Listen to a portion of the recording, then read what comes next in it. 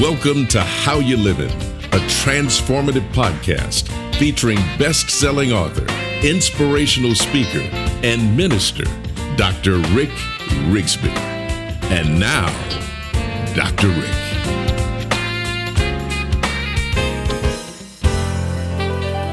Hello, friends. Thanks so much for listening.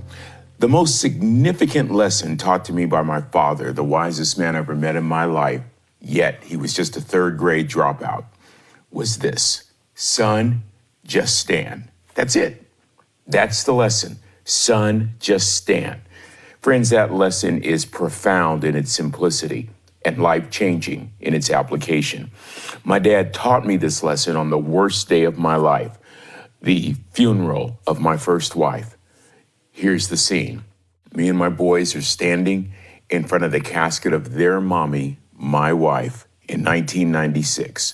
Trina had passed away following a 6-year battle with breast cancer. As we said our goodbyes, I looked at my dad and I said, "Dad, I've lost hope." My father simply said, "Son, you can't lose something God gave you. You haven't lost hope. You've lost perspective. Now, son, just stand." This episode is part 3 of our discussion to encourage all of us to continue standing. My father stood even when I could not. My father motivated me to go forward even when I didn't think that I could. So friends, here's my hope. Here's my prayer, that this simple charge from a third grade dropout will meet you right where you are today, regardless of what you may be going through, whether financial issues or relational problems or a health crisis or challenges on the job or uncertainty regarding your future.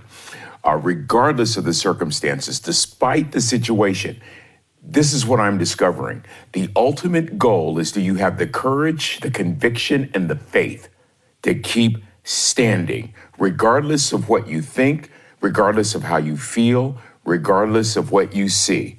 That's what was taught to me by this third grade dropout. My dad was the son of sharecroppers, of farmers in East Texas. He grew up being born in 1920. He grew up during the Jim Crow era of American history. As America breathed the last gasp of the Civil War, my father decided at an early age that he was going to be a man, not a black man, not a brown man, not a white man, but a man. He decided to hold on to the values of his parents and to stand for what he thought was just, for what he thought was right. Following World War II, my father migrated to the West Coast searching for employment, found a job as a cook, a simple cook, at this school called California Maritime Academy in Vallejo, California. Vallejo is a suburb about 27 miles north of San Francisco. And for decades, my father served at school, helping to prepare meals for the midshipmen, the cadets, who were devoting their time in school to prepare for a career in the maritime industry. These would be graduates that would become tugboat pilots and ocean liner captains. These would be workers on oil rigs and oil tankers that would crisscross the globe. Now, in order for these students to graduate from this maritime academy, they had to go on an annual cruise, a 3-month cruise. And my father was a member of the staff, so he had to go right along with these cadets on these cruises every year. My dad, in a 30-year career, sailed the world 10 times over, learned portions of several foreign languages. My dad learned how to conduct himself with every level of persons, and he never wavered from his values. In my 42 years that I knew my dad on this earth, he always stood. You know, friends, I have 4 degrees. My brother is a presidential appointed judge in Washington, D.C., and we weren't the smartest ones in our family. My father, that third grade dropout, taught us many lessons, but for me, the most profound was simply this: son, just stand. I'm recording this series around the day we observe the national holiday commemorating the birthday of civil rights icon Martin Luther King Jr., April 4th, 1968, shortly after 6 o'clock in the evening. King is fatally shot as he stood on the balcony of the Lorraine Hotel, Memphis, Tennessee. Just days following that assassination in 1968, Michigan Congressman John Conyers introduced a bill requesting that King's birthday be declared a national holiday. And on November 2nd, 1983, President Ronald Reagan signed that bill into law, not only establishing King's birthday as a holiday, but forever cementing his legacy as one of the most transformative figures in world history. Martin Luther King Jr. stood. He stood for racial equality and social justice. Listen, friends, one man can make a difference. One woman can make an impact. One man decided to stand. One man, he stood, and his courage influenced a generation. His convictions challenged a divided world. His actions transformed men and women worldwide. I believe that King's life could be summed up in one word: stand. You see, rarely is standing convenient. Rarely is standing popular. Rarely is standing in style or in vogue. In fact, when King came on the scene in Montgomery, 1955, by the way, back in 1955, Montgomery, Alabama, was called the cradle of the Confederacy. When King came on the scene in Montgomery in 55, America was at a racial crossroads, but history would be altered, all because one man challenged many to stand.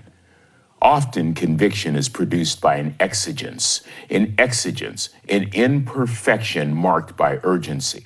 Sexism in exigence, racism in exigence, the mental health crisis of today in exigence. So you see, an exigence can be personal, it can be health related, it can be financial. In the case that Martin Luther King was facing, the exigence was societal. Racial unrest had been building for hundreds of years in America.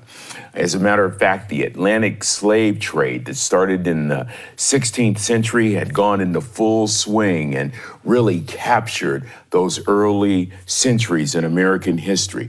America was rural and agrarian, and labor became the justification for slavery. 12 million people, mostly from West Africa, with a couple of million dying en route, came over to the United States. It's important to note that they did not come over as slaves. They came over as proud husbands and wives and chiefs and doctors and tribal leaders. But when they got here, they were enslaved.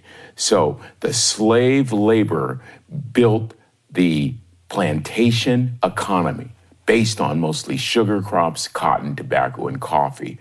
And the effects, devastation for an entire group of people that did not come to America voluntarily.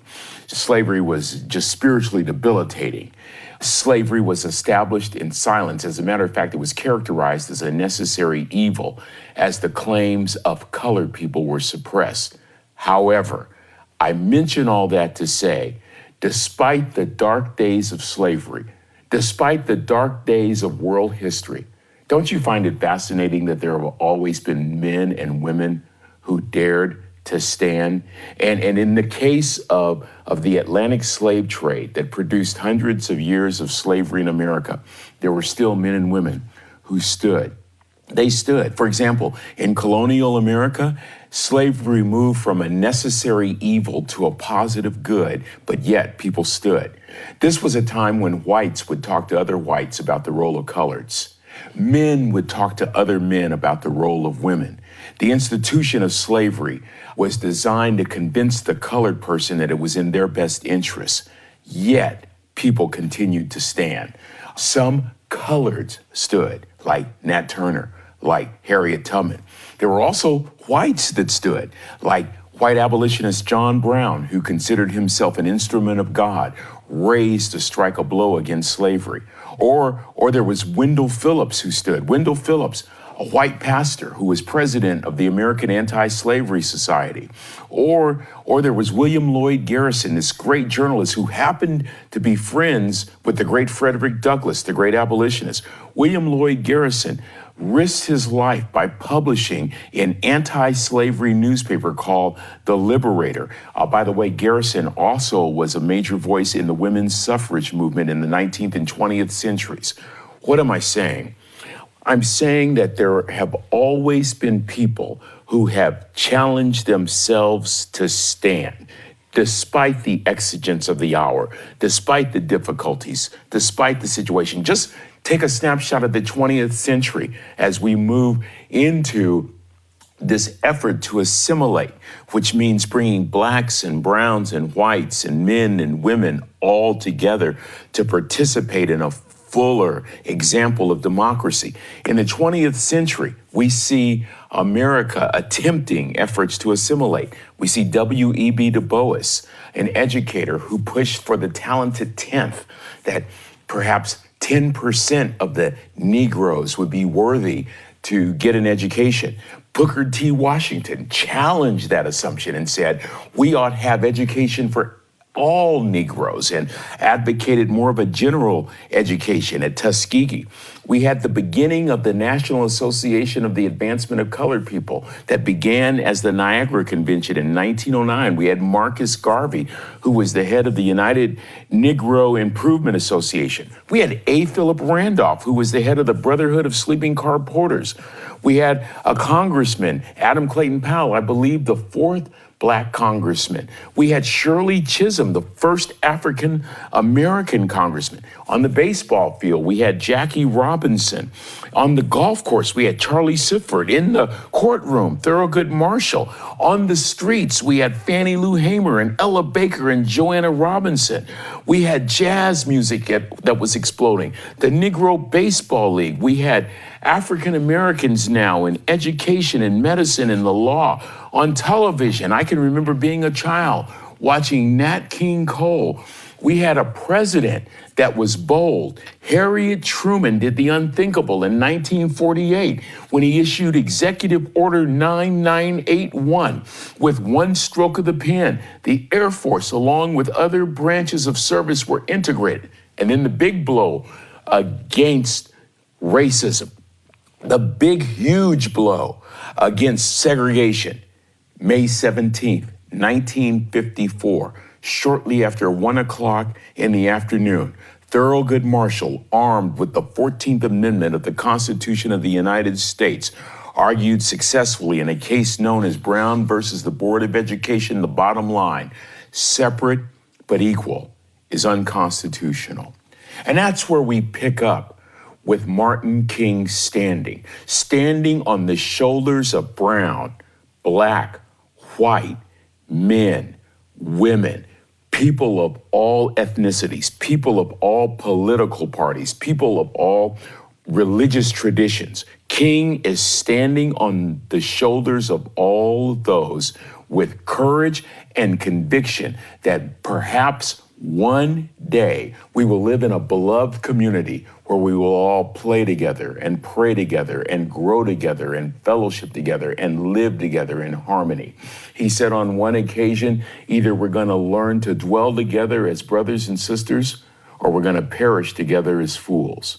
In our next episode, we're going to talk and drill deeply into the rhetoric and the example that Martin Luther King left us as to how we can stand regardless of the difficulty of the hour. That's going to do it for this episode. Until we meet again, this is Dr. Rick, asking the most important question I can ask. How you living? Are you ready to make an impact in your world right now? Do you want to stop existing and start living your best life right now? Dr. Rick wants to give you the first chapter of his best-selling book, Lessons from a Third Grade Dropout, absolutely free. Just go to www.rickrigsby.com/free gift to get the print or audiobook right now. This is the podcastfactory.com.